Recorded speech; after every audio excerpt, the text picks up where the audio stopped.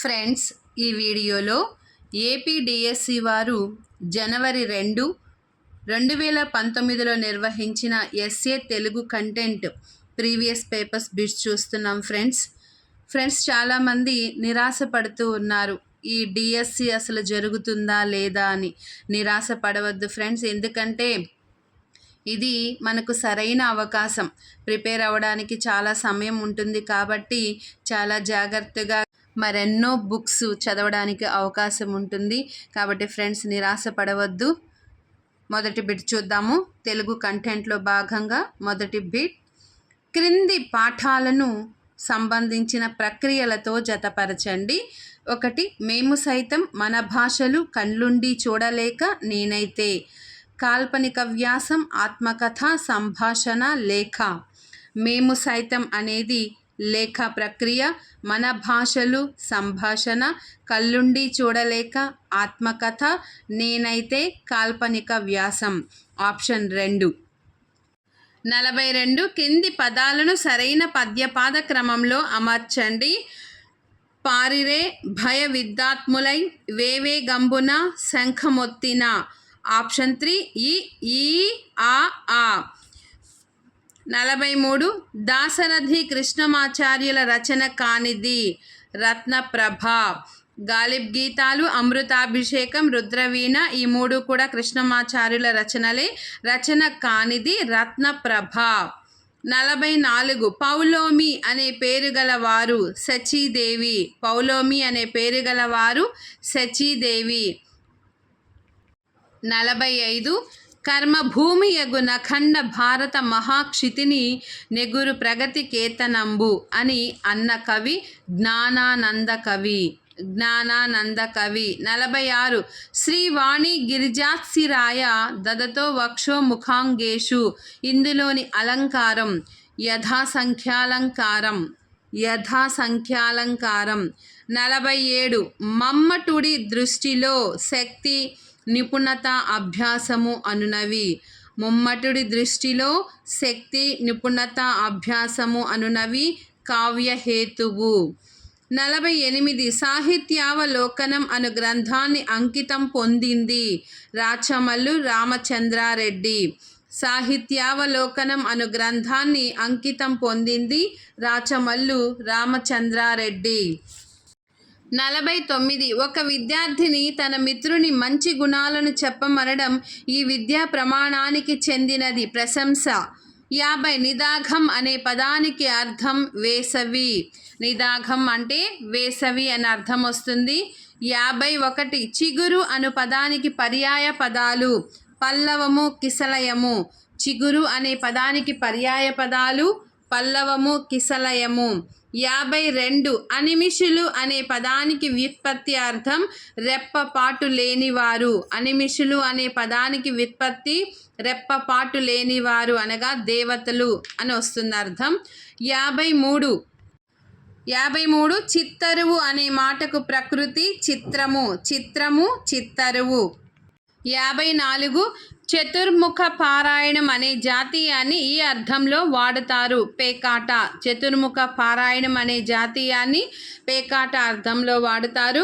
55. ఏమాత్రం పొసగని విషయాలు చెప్పేటప్పుడు ఈ సామెతను ఉపయోగిస్తారు. రామాయణంలో పిడకల వేట. ఏమాత్రం పొసగని విషయాలు చెప్పేటప్పుడు ఈ సామెతను ఉపయోగిస్తారు. రామాయణంలో పిడకల వేట. 56. గుడి నిండా ముత్యాలు గుడికి బీగం. ఈ పొడుపు కథకు విడుపు దానిమ్మ పండు. గుడి నిండా ముత్యాలు గుడికి బీగం. బీగం అంటే తాళం అని అర్థం. ఈ పొడుపు కథకు విడుపు దానిమ్మ పండు. 57. శరము అను పదానికి నానార్థాలు. అసుగము, రెల్లు, నీరు. శరము అంటే మామూలు అర్థము బాణం అని వస్తుంది. ఇక్కడ నానార్థాలు అడిగారు. అసుగము, రెల్లు, నీరు.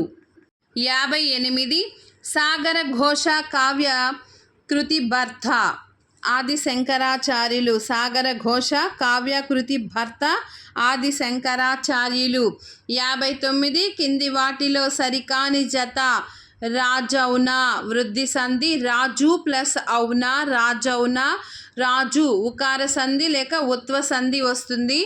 ఆ ఏమి ఎడాగమ సంధి, లంఘనోత్పత్తి గుణసంధి, పదాబ్జం సవర్ణ దీర్ఘ సంధి. ఈ మూడు కూడా సరైనవే. సరికానిది రాజౌనా వృద్ధి సంధి, రాజు ప్లస్ ఔనా కాబట్టి ఉత్వ సంధి లేక ఉకార సంధి. కాబట్టి సరికాని జత ఇది. 60 వయః ప్లస్ పరిమితి, వయః ప్లస్ పరిమితి, వయః పరిమితి. 61 క్రింది వరుసల్లో పరస్పరం సంబంధం కల వాణిని గుర్తించండి. ఆబాల గోపాలం, కూటాగ్రము, నలుదశలు, సూర్యచంద్రులు. ద్వంద్వ సమాసం, అవ్యయీభావ సమాసం, షష్ఠీ తత్పురుష సమాసం, ద్విగు సమాసం. ఆబాల గోపాలం అవ్యయీభావ సమాసం, కూటాగ్రము కూటమి యొక్క అగ్రభాగము షష్ఠీ తత్పురుష సమాసం, నలు దశలు ద్విగు సమాసం, నలు సంఖ్య గల దశలు ద్విగు సమాసం, చంద్రులు సూర్యుడును చంద్రుడును ద్వంద్వ సమాసం. ఆన్సర్ 2. తర్వాత 62 పుంప్వాదేశ సంధికి ఉదాహరణ కానిది పులుపు కాయలు. పుంప్వాదేశ సంధికి ఉదాహరణ కానిది అడిగారు. పులుపు కాయలు. ఇక్కడ ఆప్షన్స్ చూసినట్లయితే నీలపు గండ్లు నీలము ప్లస్ గండ్లు, సరసపు తోట సరసము ప్లస్ తోట, ముత్యపు సరులు ముత్యము ప్లస్ సరులు. ఈ మూడు కూడా పుంప్వాదేశ సంధి. ఆన్సర్ ఇక్కడ పుంప్వాదేశ సంధి కానిది పులుపు కాయలు. 63 అవధారణ పూర్వపద కర్మధారయ సమాసానికి ఉదాహరణ ప్రకృతి రంగం. 64 వర్గయుక్కులు అనగా వర్గములోని 2, 4 అక్షరాలు. వీటిని మనం మహాప్రాణాక్షరాలు అంటాము. అవేంటంటే ఖ, ఛ, ఠ, థ, ప, ఘ, ఝ, ఢ, ధ, భ. ఈ అక్షరాలన్నీ కూడా మన అక్షరం కింద చిన్న గీత గీస్తాం కదా, వీటిల్ని వర్గయుక్కులు లేదా మహాప్రాణాక్షరాలు అంటాము. 65 విభక్తి లోపింపని సమాసమునకు గల పేరు అలుక్ సమాసము. విభక్తి లోపింపని సమాసమునకు గల పేరు అలుక్ సమాసము. 66 చిన్నయ సూరి దృష్ట్యా తెలుగు భాషలో వీటికి వ్యవహారం లేదు. భవచ్ఛత్రాదులు. చిన్నయ సూరి దృష్ట్యా తెలుగు భాషలో వీటికి వ్యవహారం లేదు. భవచ్ఛత్రాదులు. 67 తెలుగు జాతీయాలు పర్యాయ పద కోసం కూర్చిన వారు మూలె విజయలక్ష్మి. 68 కింది వరుసల్లో పరస్పరం సంబంధం కల పదాలను అంశాలను గుర్తించండి. మొదటి వరుస రెండో వరుస చూసినట్లయితే అయితే, తూ, అటం, అయినా. రెండో వరుసలో భావార్థకం, అప్యర్థకం, ఛేదర్థకం, శత్రార్థకం. ఆన్సర్ అయితే. అయితే అంటే ఛేదర్థకం. భవిష్యత్తు కాల అసమాపక క్రియను ఛేదర్థకం అంటాము. భవిష్యత్ కాలంలో మనము వస్తే, పోతే, అయితే ఇలాంటి పదాలు వాడతాము. ఛేదర్థకం. తర్వాత తూ శత్రార్థకం. మా నాన్న అన్నం తింటూ ఉన్నాడు. తింటూ, చేస్తూ, వస్తూ, పోతూ ఇలా తూ టూ ఇలా వస్తూ ఉంటే వాటిని మనం శత్రార్థకం. వర్తమాన కాల అసమాపక క్రియను శత్రార్థకం అంటారు. తర్వాత అటం భావార్థకం. అటం అంటే భావార్థకం. తర్వాత అయినా. అయినా వర్షాలు వచ్చాయి అయినా పంటలు పండలేదు ఇలాంటివి వస్తే ఇది అప్యర్థకం. 69 చల్లకు వచ్చి ముంత దాచడం ఎందుకు. ఇక్కడ చల్లకు అను మాటలోని కు అను ప్రత్యయం ఈ అర్థంలో ప్రయుక్తమైనది. ప్రయోజనార్థం. ప్రయోజనార్థం. 70 క్రింది 2 వరుసల్లో పరస్పర సంబంధం కల అంశాలను గుర్తించండి. మొదటి వరుస రెండవ వరుస. ఆంధ్ర షెల్లి, కాదంబరి ఇంటి పేర్లు శ్రీశైల ప్రభ. రెండవ వరుస పాల వెంకట సుబ్బయ్య, యార్లగడ్డ బాల గంగాధరరావు, దేవులపల్లి కృష్ణశాస్త్రి, మీసరగండ విశ్వరూపాచారి. ఆంధ్ర షెల్లి, దేవులపల్లి కృష్ణశాస్త్రి. కాదంబరి మీసరగండ విశ్వరూపాచారి. ఇంటి పేర్లు యార్లగడ్డ బాల గంగాధరరావు, యార్లగడ్డ బాల గంగాధరరావు. శ్రీశైల ప్రభ పాల వెంకట సుబ్బయ్య. 71 క్రింది వాటిల్లో సరికాని జత. ఆన్సర్ చంద్రం ఊతకర్ర. 72 మత్త కోకిల వృత్తములోని మొదటి గురువును 2 లఘువులు చేయగా వచ్చు వృత్తము తరళము. మత్త కోకిల వృత్తములోని మొదటి గురువును 2 లఘువులు చేయగా వచ్చు వృత్తము తరళము. 73 లా రా వర్ణములతో కూడిన డకారము కేవల డకారములో ప్రాస చెల్లుననుట ఈ ప్రాసము ఉభయ ప్రాసము. లా రా వర్ణములతో కూడిన డకారము కేవలము డకారములో ప్రాస చెల్లుననుట ఈ ప్రాసము ఉభయ ప్రాసము. 74 ఆ యా హాలకు పరస్పరం యతి చెల్లుట సరస యతి. 75 క్రింది వాటిలో సరైన జత గుర్తించండి. పంక్తి మయూర సారి. 76 క్రింది 2 వరుసల్లో పరస్పరం సంబంధం కల అంశాలను గుర్తించండి. మొదటి వరుస రెండో వరుస చూసినట్లయితే తోటకము సస్స సస్స గణాలు 4 సా గణాలే. తర్వాత భుజంగ ప్రయాతము 4 యా గణాలే. తర్వాత ధృత విలంబితము నా భా భా రా గణాలు. స్రగ్విణి 4 రా గణాలే. 77 ఓ రాజా, అమృతము నీ మాటల యందుండగా భ్రాంతులు దానిని చంద్రుని యందు వెదుకుచున్నారు. ఈ వాక్యంలో గల అలంకారం సాపహ్నివాతిశయోక్తి అలంకారం. 78 క్రింది వాటిలో ఆశ్వాసాంత గద్య లేని ప్రబంధం ఆముక్త మాల్యద. క్రింది వాటిలో ఆశ్వాసాంత గద్య లేని ప్రబంధం ఆముక్త మాల్యద. 79 మన్మథ గెలువబడ్డావు, నా మనసులో త్రిలోచనుడు ఉన్నాడు. ఈ వాక్యంలోని అలంకారం కావ్యలింగం. 80 నీ ముక్కున ఉన్న బులాకి ముత్యం పెదవి కాంతి చేత పద్మరాగం అయింది. ఇందులో ఉన్న అలంకారం తద్గుణం. 81 భూత పిశాచాల్ బొబ్బరిల్లినవి అన్న కవి శ్రీరంగం నారాయణ బాబు. 82 ఎక్కడ గొంగళి అక్కడనే పాఠ్యాంశంలో రాముడు పాత్ర ప్యూను. 83 నన్నిచోడుడు పేర్కొన్న అష్టాదశ వర్ణనల్లో ఒకటైన ఉద్వాహ అనగా వివాహము. 84 క్రింది వాటిలో వృషాధిప శతకమునకు సంబంధించిన సరైన అంశాలు. వృషాధిప శతకము ఈ శతకంలోని పద్యాల సంఖ్య 108. శతకము అనగా 100 లేక 108 పైగా పద్యాలుంటే దానిని శతకము అంటాము. ఇది సరైన విషయమే. తర్వాత మకుట నియమం సంఖ్యా నియమం గల మొదటి శతకం, ఇది కూడా సరైనదే. ఇందలి పద్యాలు సజాతీయ వృత్తాలు, ఇది కూడా సరైనదే. బసవా బసవా వృషాధిప అనునది మకుటం, ఇది సరైనది కాదు. 85 భువన విజయాఖ్య సంసద్భవన స్థితభద్ర పీటి బ్రాహ్మణుల గోష్ఠిన్, ఈ పద్యం గల ప్రబంధం మను చరిత్ర. 86 దూబగుంట నారాయణ రచించిన పంచతంత్ర కృతి భర్త బసవరాజు. 87 ప్రసన్న రాఘవ నాట్య ప్రబంధమును రచించిన కవి బొడ్డుచెర్ల చిన తిమ్మయ. 88 స్వర్గలోక నివాసార్హత లేదని ఇంద్రునిచే చెప్పబడినది సారమేయము. 89 దిగంబర కవులలో ఒకరైన భైరవయ్య అసలు పేరు మన్మోహన్ సహాయ్. 90 చలం రచించిన చిత్రాంగి రచన ఈ ప్రక్రియకు చెందినది నాటక ప్రక్రియ.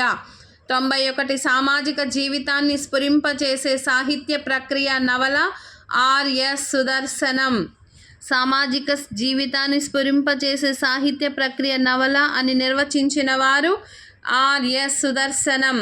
92 తల్లిదండ్రుల అజ్ఞానానికి బలి అయిన సంతానం గురించి కొంత ఆలోచించమంటున్నాను. ఈ మాటలు ఎవరితో అన్నవి? రఘు వీరయ్యతో. 93 ప్రబంధాలలోని పద ప్రయోగ పద్ధతిపై పరిశోధన చేసిన వారు రావి భారతి. 94 ఆంధ్రులు అందమైన వారని, ఆహార విహార ప్రియులని అభివర్ణించిన గ్రంథం కువలయమాల. 95 తెలుగులో వలె వ్యతిరేక క్వార్థక ప్రత్యయం అకా కలిగిన మరొక మధ్య ద్రావిడ భాష పర్జీ. 96 క్రింది వాటిలో తత్సమ తద్భవ మిశ్రమమైన రూపం ఘనరాచమణి. 97 వర్షించే పదాన్ని వరుషించగా ఉచ్చరించడంలోని ధ్వని మార్పు స్వరభక్తి. 98 బూదరాజు రాధాకృష్ణ రచించని గ్రంథం నుడి నానుడి. బూదరాజు రాధాకృష్ణ రచించని గ్రంథం నుడి నానుడి. 99 క్రింది పదాలలో అర్థాపకర్షకు ఉదాహరణలు కైంకర్యం, ఛాందసుడు. క్రింది పదాలలో అర్థాపకర్షకు ఉదాహరణలు కైంకర్యం, ఛాందసుడు. 100 క్రింది వాటిలో పూర్తిగా మాండలిక భాషలో వచ్చిన నవలలు రంగవల్లి, ముత్యాల పందిరి. రంగవల్లి, ముత్యాల పందిరి. 101 సుందరమైన వస్తువులను చూచి జుగుప్స కలిగినట్లు చెప్పుటలో గల రసాభాసము బీభత్సాభాసము. బీభత్సాభాసము. 102 గాద్గద్యము, వైవర్ణ్యము అనునవి సాత్విక భావాలు. గాద్గద్యము, వైవర్ణ్యము అనునవి సాత్విక భావాలు. 103 శబ్దార్థయోర్య ధావత్సః భావేన విద్యా సాహిత్య విద్యా అన్న ఆలంకారికుడు రాజశేఖరుడు. శబ్దార్థయోర్య ధావత్సః భావేన విద్యా సాహిత్య విద్యా అన్న ఆలంకారికుడు రాజశేఖరుడు. 104 చతుర్వర్గ వ్యుత్పత్తేరపి ఆనంద ఏవ పార్యంతికం ముఖ్యం ఫలం అని కావ్య ప్రయోజనాన్ని పేర్కొన్న ఆలంకారికుడు అభినవగుప్తుడు. 105 క్రింది వాటిలో ఆర్ధోపక్షేపకము కానిది ప్రకరి. ఆర్ధోపక్షేపకము కానిది ప్రకరి. 106 సారంగధర చరిత్రకు దీపాల పిచ్చయ్య శాస్త్రి వ్రాసిన వ్యాఖ్య జితకాశి. 107 కర్ణాటక సంగీత త్రిమూర్తులలో లేనివారు రామదాసు. 108 సుందర తెలుగు అని తెలుగు భాషను కొనియాడిన తమిళ కవి సుబ్రహ్మణ్య భారతి.